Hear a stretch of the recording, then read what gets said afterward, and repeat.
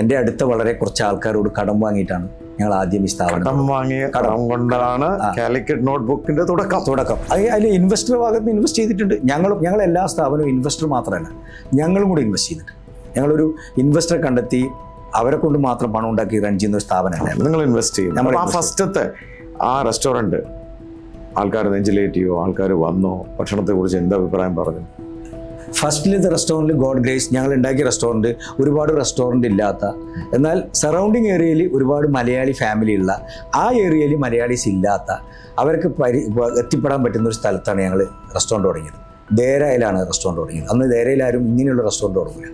ആ സ്ഥലത്ത് റെസ്റ്റോറൻറ്റ് തുടങ്ങിയപ്പോൾ ഞങ്ങൾക്ക് ഗോഡ് ഗ്രേസ് ഒരു 7 days കൊണ്ട് ഞങ്ങൾ ബ്രേക്ക് ഈവൻ ബിസിനസ്സിലേക്ക് 7 ദിവസം കൊണ്ട് 7 ദിവസം കൊണ്ട് എത്താൻ പറ്റി. അതൊരു ലോകത്തിലെ ഏറ്റവും വലിയ അത്ഭുതമായിരിക്കും. കാരണം റെസ്റ്റോറൻറ്റ് 7ാം ദിവസം ബ്രേക്ക് അത് എന്നെ സംബന്ധിച്ചിടത്തോളം, ഞങ്ങളെ സംബന്ധിച്ചിടത്തോളം, ഞങ്ങൾക്ക് എനിക്ക് ഈ മാർക്കറ്റിൽ നല്ല പരിചയം ഉണ്ടായിരുന്നു. അപ്പോൾ എല്ലാവരും എന്നെ അറിയാം, എന്നെ അറിയുന്നവരാണ്, മീഡിയക്കാരായാലും എല്ലാവരും, അവരൊക്കെ എന്നെ ഒരുപാട് ഹെൽപ്പ് ചെയ്തിട്ടുണ്ട്. കസ്റ്റമർ അവിടെ എത്തിക്കാം. അപ്പോൾ അന്ന് എത്ര എംപ്ലോയീസ് ഉണ്ട്?